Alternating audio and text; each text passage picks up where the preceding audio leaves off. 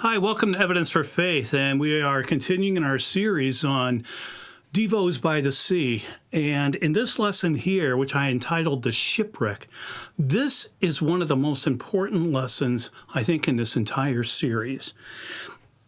I think if you listen to this and apply this to your life, this could make a major difference in the way you live. So let's begin with the shipwreck. Sometimes life is a beach, but beaches sometimes have many sizable rocks near them.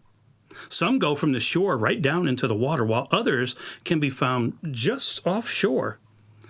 Today, people often use big rocks to help protect the shorelines and the beaches from erosion. But some rocks that are out at sea or offshore can pose a serious threat to ships and to people. And not just the rocks that are the hazard, but the coral reefs that are out there in the waters have sunk thousands of ships over the centuries. For instance, the HMS Winchester, which was a British warship, hit a reef off Key Largo in the Florida Keys in 1695, and it sank. Or how about this very famous ship, the Nuestra Senora de Atocha, and also a sister ship, the Santa Margarita.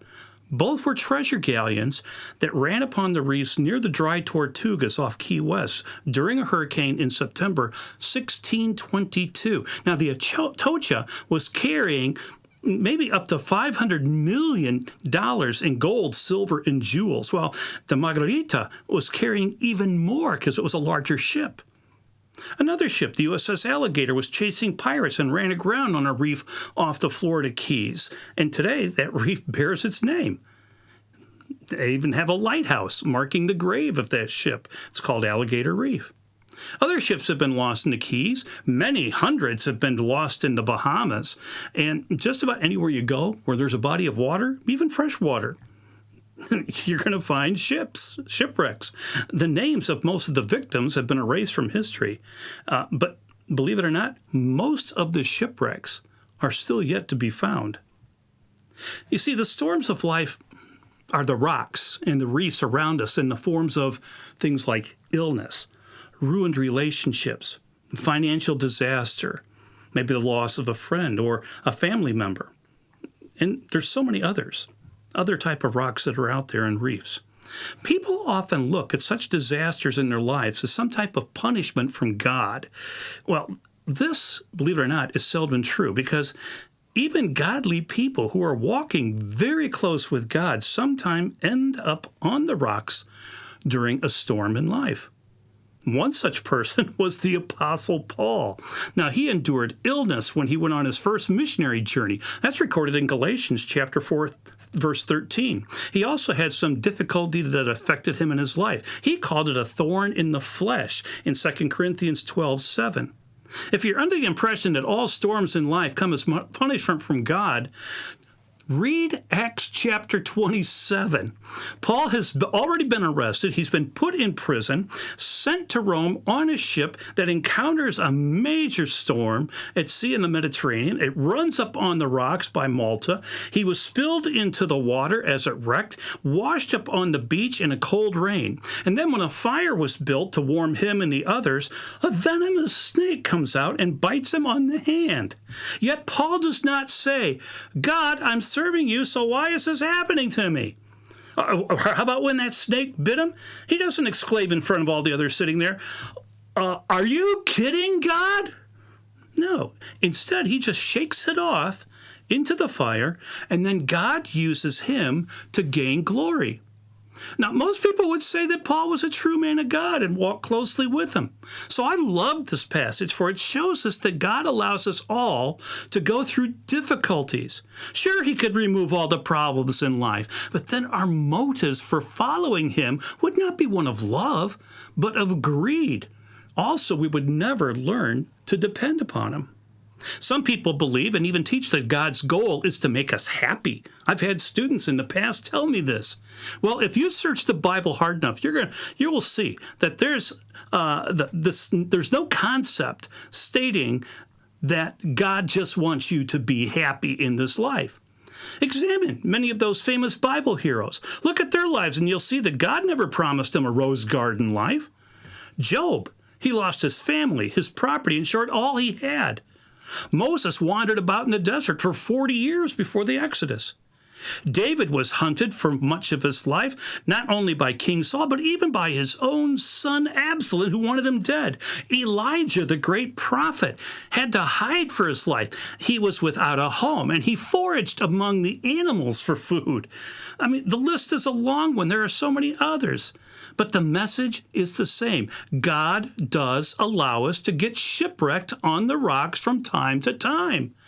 I like how Charles Swindoll, he's one of my favorite authors, he puts it in his book called Paul, a Man of Grace and Grit. He puts it like this, quote, God is not a heavenly bellboy delivering only pleasurable and comforting things to our door. He doesn't exist to make us happy.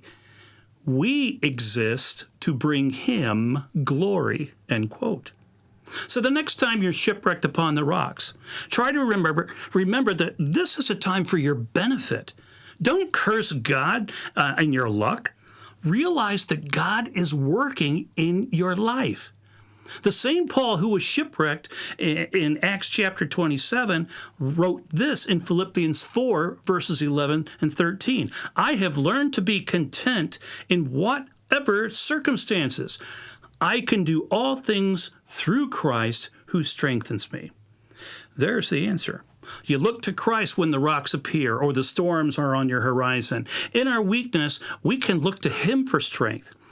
He will develop our character and apply us with the grace we need and the grace he desires for us to have. It can also be a chance for us to tell others and to give God the glory for helping us through the shipwreck. Now, the late songwriter Andre Crouch, I was a huge fan of his. He wrote a song called Through It All. Some of the words in that song go like this. I've had many tears and sorrows. I've had questions for tomorrow. There have been times I didn't know right from wrong. But in every situation, God gave me blessed consolation that my trials come to only make me strong. The chorus goes, through it all, I've learned to trust in Jesus. I've learned to trust in God. Through it all. Yes, through it all, I've learned to depend upon his word. I love this last verse. So I thank God for the mountains. I thank him for the valleys. I thank him for the storms he's brought me through. For if I'd never had a problem, I'd never know that God could solve them. I'd never know what faith in God could do. Are you going through a shipwreck right now? Or do you see a storm on your horizon? Don't panic. Trust in God. See what he can do. Thanks so much for listening. I hope you've enjoyed this, and I hope this lesson has greatly helped you. As I said, I think it's one of the most important lessons we can learn in life. So, until we meet again, take care, and may God bless.